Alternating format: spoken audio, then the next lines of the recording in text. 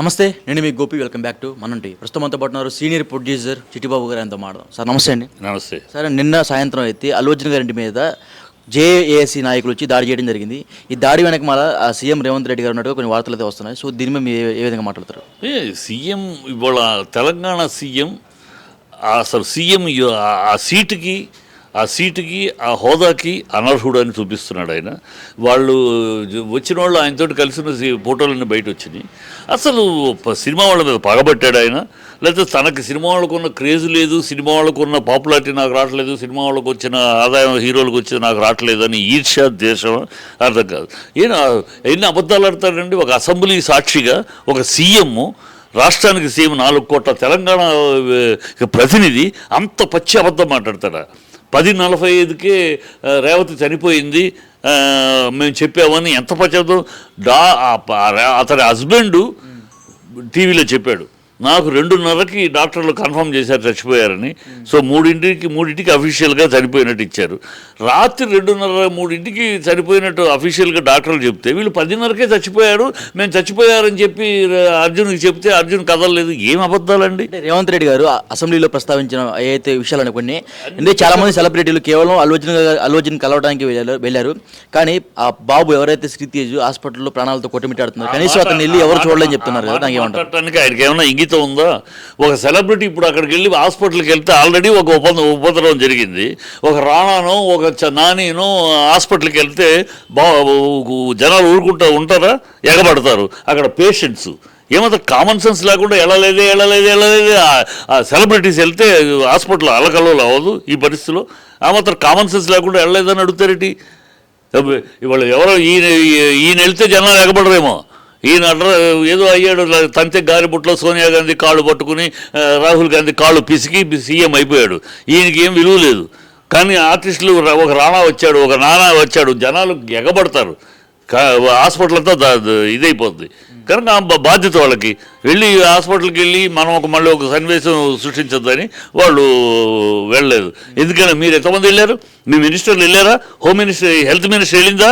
Women's welfare minister వెళ్ళిందా? Children's welfare minister వెళ్ళిందా? ఎవరైనా వెళ్ళారా మీ గవర్నమెంట్ నుంచి?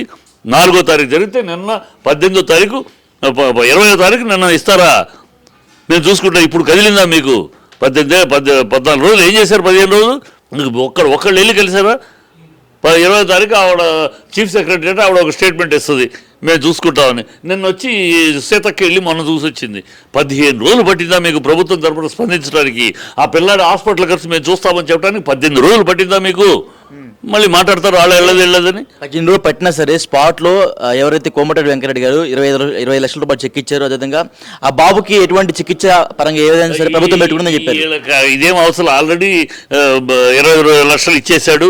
ఆల్రెడీ ఆ హాస్పిటల్ ఖర్చు అంతా నేను చూస్తాను అర్జున్ చెప్పేశాడు.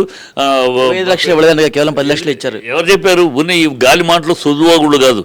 20 లక్షలు ఇచ్చాడు. ఇంకా పిల్లలకి ఏం కావాలా? పిల్లాడు బాగుపడినాక హాస్పిటల్ ఖర్చు అంతా, పిల్లాడు భవిష్యత్తుకి, పిల్లాడు చదువుకి, అన్నిటికీ ఆ కుటుంబాన్ని మొత్తానికి నేను పరిపూర్ణంగా అండగా ఉంటానని చెప్పాడు. ఇంకా వీళ్ళదాకా సులువాగుళ్ళు ఆటలా వీళ్ళగా ఒకటి కలవలేదు, నేను వెళ్ళి కలిసేసేది ఐవాష్ ఓ చీఫ్ మినిస్టర్ అంటే అయినా ఇక రాష్ట్రానికి సిగ్గుచేటు. ఇలాంటి ఒక రేవంత్ రెడ్డి ఇలాంటి ఒక చీఫ్ మినిస్టర్ నేను జీవితంలో చూడాల. అనేక మంది ముఖ్యమంత్రులు చూశాను నేను. అనేక మంది ముఖ్యమంత్రులతో నా కుటుంబానికి సహవాసం ఉంది. ఇలాంటి ముఖ్యమంత్రిని, ఇలాంటి అరాచక ముఖ్యమంత్రి నేను చూడాల. ఏంటి సినిమా వాళ్ళ మీద పగబడతావు నువ్వు? సినిమా వాళ్ళ మీద పగబట్టి సమంత విషయం ఏంటి? లేడీ మినిస్టర్ ఆవిడ ఆడపిల్లని కూడా లేకుండా సమంతాన్ని గురించి అంత అసహ్యంగా మాట్లాడతావు. సమంత హీరోయిన్ అయితే ఆడపిల్ల కాదు, మీరైతే ఆడపిల్ల, వాళ్ళు ఆడపిల్ల కాదా? నోటికి వచ్చినట్టు మాట్లాడతా. నాగార్జున వెళ్ళి పడుకోమన్నాడు. బుద్ధి ఉందా? ఎవరైనా ఖండించారా? ఈ సీఎం ఖండించారా మాటని? నోటికి వచ్చినట్టు మాట్లాడతాం, సినిమా వాళ్ళని అవమానపరచడం, సినిమా వాళ్ళని హేళన చేయటం, సినిమా వాళ్ళని కించపరచడం, సినిమా వాళ్ళని దౌర్భాగ్యంగా మాట్లాడటం అలవాటైపోయింది. రేవంత్ రెడ్డి గారు అల్లు అర్జున్ గారిని టార్గెట్ చేశారని చెప్తారా? అల్లు అర్జున్ కాదు, రేవంత్ రెడ్డి సినిమా ఫీల్డ్ని టార్గెట్ చేశాడు. సినిమా ఫీల్డ్ ఇక్కడ నుంచి వెళ్ళిపోవాలని టార్గెట్ చేశాడు. ఇక్కడ తెలంగాణ ఆంధ్ర తేడా లేకుండా సినిమా ఫీల్డ్ కలిసిపోయింది. రేవంత్ రెడ్డికి అది రుచించట్లా.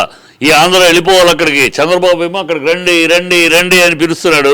ఒక్క హీరో అక్కడికి వెళ్ళలేదు. కనుక చంద్రబాబుకు సపోర్ట్ చేయడం కోసం ఇక్కడ నుంచి తలుపు కొడటానికి ప్లాన్ చేస్తున్నాడు. వీళ్ళకి అవమానిస్తే, వీళ్ళని కించపరిస్తే, వీళ్ళు హేళన చేస్తే, వీళ్ళని అసహ్యపరిస్తే అప్పుడు వీళ్ళే ఇసుకొచ్చి దరిద్రంగా మన పోదాం మన రాష్ట్రానికి పోతారు అన్న కుట్ర కనపడుతుంది. ఇతని దాంట్లో కుట్రకోణం కనపడుతుంది. సినిమా ఫీల్డ్ని ఇక్కడ నుంచి తరిమేయాలని కుట్రకోణం కనపడుతుంది. లేకపోతే ఇలాగ అసహ్యంగా జానీ మాస్టర్ అరెస్ట్ ఏంటి? జానీ మాస్టర్ దాంట్లో ఒక వ్యవస్థ ఏమిటి, 2019లో అమ్మాయి రేప్ చేసింది, నాకు మైనర్ని అంటది, కానీ 2017లోనే D2లో యాక్ట్ చేసింది. D2లో యాక్ట్ చేయాలంటే 18 ఏళ్ళు కావాలి. అంటే 2017లో 18 ఏళ్ళ అమ్మాయి 2019 వచ్చేటప్పుడు 17 ఏళ్ళు అవుతా. ఏమి అది కూడా ఎంక్వైరీ చేయకుండా, కనీసం ఎంక్వైరీ చేయకుండా టప్పని తీసుకెళ్ళి అరెస్ట్ చేశారు. ఇది ఒక వ్యవస్థ లేని, ఒక విచక్షణ లేని, ఒక విజ్ఞత లేని, ఒక సంస్కారం లేని, ఒక పద్ధతి లేని, ఒక నీతి నిజాయితీ ఏమీ లేని ప్రభుత్వం ఇది. దుర్మార్గం, దౌర్భాగ్యం మన రాష్ట్ర తెలంగాణకు పట్టిన శని దరిద్రం ఈ ప్రభుత్వం. అంటే ఈ ఘర్షణలో ఈ సంఘటనలన్నిటికీ కేవలం గవర్నమెంటే కారణం, లేకపోతే అలోజన్ కారణం? గవర్నమెంటే కారణం. ఇదో ఇవాళ కోమటిరెడ్డి మాట్లాడుతున్నాడు, మేము ఇక నుంచి స్పెషల్ షోస్ ఇవ్వని. ఏమయ్యా రేవంత్ రెడ్డి గారు, మేము చంద్రశేఖర్ రెడ్డి, జగదీష్ రెడ్డి నాలాంటి వాళ్ళం ఈ ప్రోగ్రాంలు ఇవ్వద్దు, అర్ధరాత్రి షోలు వద్దు, ఇవన్నీ బూటకాలు, ఈ దందా కార్యక్రమాలు ఇవ్వద్దు అని నీకు అప్లికేషన్ ఇస్తే దాన్ని అలక్ష్యం చేసావు, పట్టించుకో. అప్పుడే కదా 2వ తారీఖు మేము కోర్టుకు వెళ్లాల్సి వచ్చింది. కోర్టులో అప్లికేషన్ ఏది? ఆ రోజు మేము అడిగిన రోజు నాని దందా, ఈ బ్లాక్ టికెట్లు అమ్ముకోవటం ఏంటి, బ్లాక్లో టికెట్ అమ్మితే థియేటర్ దగ్గర లోపల లేస్తారు, ఈ బ్లాక్లో టికెట్లు అమ్ముకోవటం ఏంటి, వీళ్ళని పట్టుకుని వీళ్ళు అమ్ముకోవడానికి మీరు లైసెన్స్ ఇవ్వటం ఏంటి, వద్దు క్యాన్సిల్ ఇవ్వద్దు అని అంటే ఇచ్చేశారు. అప్పుడేమైంది వీళ్ళ జ్ఞానం? ఇవాళ ఒక చెయ్యి సినిమా ఇండస్ట్రీకి అండగా ఉండాలని అప్పుడు ఆ రోజు అయితే ఈ చర్యలు చేపట్టారు, మీకు అండగా నిలబడ్డారు. ఇప్పుడు అదే ప్రభుత్వాన్ని మీరు దూషిస్తున్నారు. అండగా నిలబడ్డారు? ఎవరు నిలబడింది? ఈ ప్రభుత్వం నిలబడింది. ఎప్పుడు నిలబడింది అండగా? టికెట్ల రేట్లు పెంచుకోవడానికి. ఈ టికెట్లు పెంచొద్దు అని అడిగాం. టికెట్లు పెంచొద్దని మీరు అడిగారా? వద్దు, ఈ బెనిఫిషియల్ వద్దు, ఈ ప్రీమియర్స్ వద్దు, ఈ టికెట్ రేట్లు పెంచటాలు వద్దు, ఇవ్వద్దు అని అంటే ఇచ్చారు పూసుకుంటూ. చాలా మంది ప్రొడ్యూసరు డబ్బున్న హీరోని చూసి వాళ్ళ పక్కన ఫోటోలు దిగటానికి నవ్వుతే ఇచ్చేసారు, ఎకిలి నవ్వులు నవ్వుతూ. చాలా మంది ప్రొడ్యూసర్లు మరి ఎందుకు వెళ్ళి సీఎం కలుస్తున్నారు?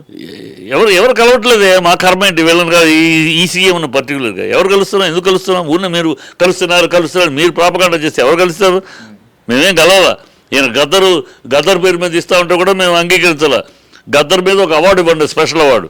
అంతేకాదు గద్దర్ పేరు మీద మొత్తం స్టేట్ అవార్డ్స్ అంటే Gaddar is not common for ఆయన కమ్యూనిజం, ఆయన మార్క్సిజం, దీన్ని ఫాలో అయ్యారు. ఆయన నక్సలైట్ ఫాలోయింగ్ ఆయనది. ఆ అవార్డు నేను ఎందుకు తీసుకుంటాను ఆయన పేరు మీద ఇస్తే? కానీ మీ జనరల్ అవార్డు నంది అవార్డు కూడా ఇంకోటి పెట్టండి. అంతేకాని గద్దర్ అవార్డు ఇస్తే గద్దర్ పేరు మీద ఒక మహానుభావుడు, yes we respect him, give him a special award on his name. అదే అన్ని అవార్డులు అంటే no sorry, we cannot accept. Okay, ఓవరాల్గా ఈ టాపిక్ గురించి ఒక మాటలో చెప్పండి. చెప్తారు ఒక మాట చెప్పమంటే, ఈ ప్రభుత్వం తమ తప్పును కవర్ చేసుకోవడానికి ఇక్కడ ప్రజలు నిలదీస్తున్నారయ్యా. హైడ్రాలో పేదల గుండెల మీద తన్నాడు ఈ ముఖ్యమంత్రి, రైతునికి బేడీలేసి తీసుకొచ్చాడు ఈ ముఖ్యమంత్రి. ప్రజలు నిలదీస్తున్నారు. మీ డ్రామా అంటే 6 ప్రామిస్లు అన్నారు, 47,600 లక్షల అప్పు ఉంటే 21,000 చేసేసి రుణమాఫీ చేసేసారంట. 47,600 కోట్లు ఇవ్వాలి, కేవలం 20 కోట్లు ఇచ్చేసి మేము రుణమాఫీ చేసామని. 6 ప్రామిసులు, ఒక్క ప్రామిస్ నెరవేర్చింది చెప్పండి. బస్సులు ఎక్స్ట్రా వేస్తామన్నారు, ఎక్కడేశారు? ఏం లేదు. బస్సులు దొరక్క లేడీసు డ్రైవర్ని దింపి, కండక్టర్ దింపి కొడుతున్నారు, తిడుతున్నారు. ఇవన్నీ ఒక అప్రాచ్యపు ప్రభుత్వం ఇది, ఒక అబద్ధపు ప్రభుత్వం ఇది, ఒక అసహ్యమైన ప్రభుత్వం ఇది, ఒక అవినీతి ప్రభుత్వం ఇది, ఒక అరాచకమైన ప్రభుత్వం ఇది. ఎలాంటి ఒక ఆలోచన, ఒక వివేకము, ఒక విజ్ఞానము, ఒక సంస్కారము లేని ప్రభుత్వం. ఈ ప్రభుత్వం ఇలాగే చేస్తుంది. ఎందుకంటే ఒకటి కాదు, హైడ్రా అవ్వచ్చు, మూసి అవ్వచ్చు, వీళ్ళకి సూట్ కేసులు రెడీ చేసుకుంటమే కార్యక్రమం. సూట్ కేసులు రెడీ చేసి అధిష్టానానికి పంపించాలి. ఏ ముఖ్యమంత్రి అంటాడా? ఇన్ని సంవత్సరాలు చూసాం, ఎంతోమంది చూసాం. ఏ ముఖ్యమంత్రి అంటాడయ్యా? ఒక ఇటలీ వ్యక్తి, మన దేశీయురాలు కూడా కాదు, ఇటలీ వ్యక్తి సోనియా గాంధీ కాళ్ళు కడిగి ఆ నీళ్లు నెత్తిన పోసుకోవాలంటాడా? ఎవడన్నా అంటాడే? ఒక కడుపుకు అన్నం తినేవాడు అంటాడంటే? ఒక సీఎంగా ఉండి 4 కోట్ల మంది ప్రతినిధిగా ఉండి సోనియా గాంధీ కాళ్ళు కడిగి నీళ్ళ మీద నెత్తి మీద పోసుకో. నువ్వు పోసుకో, నీ కర్మ, పోసుకో, తాగు ఆ నీళ్ళని కావాలంటే. మాకెందుకే? నీ కర్మ అది. నిన్నటిదాకా సోనియా గాంధీని తిట్టావు, రక్తం తగ్గే పోతావు, ఇవాళ అమ్మ తల్లి దేవా అంటున్నావు, దేవి అంటున్నావు. నువ్వు కడుగు, ఆ నీళ్లు కడుక్కు తాగు, అందరూ నెత్తిని పోసుకోవాలి. ఏం ముఖ్యమంత్రి మాట్లాడి ఇంతకన్నా దాసోహమా? అందుకని చెప్తున్నా, ఈ ప్రభుత్వం ఏ నాటికి నేటికి అస్థినాపురికో తాకట్టు పెట్టి ఈ భ్రష్ట ప్రభుత్వం పుచ్చింపర పరాయణత్వం నా జాతికి శాపం, నా తెలంగాణకి దరిద్రం పట్టిన శ్రేణి. ఇది పోయేదాకా ఈ రాష్ట్రం ఇలా అతలాకుతలు అవుతూనే ఉంటుంది. Okay sir, thank you.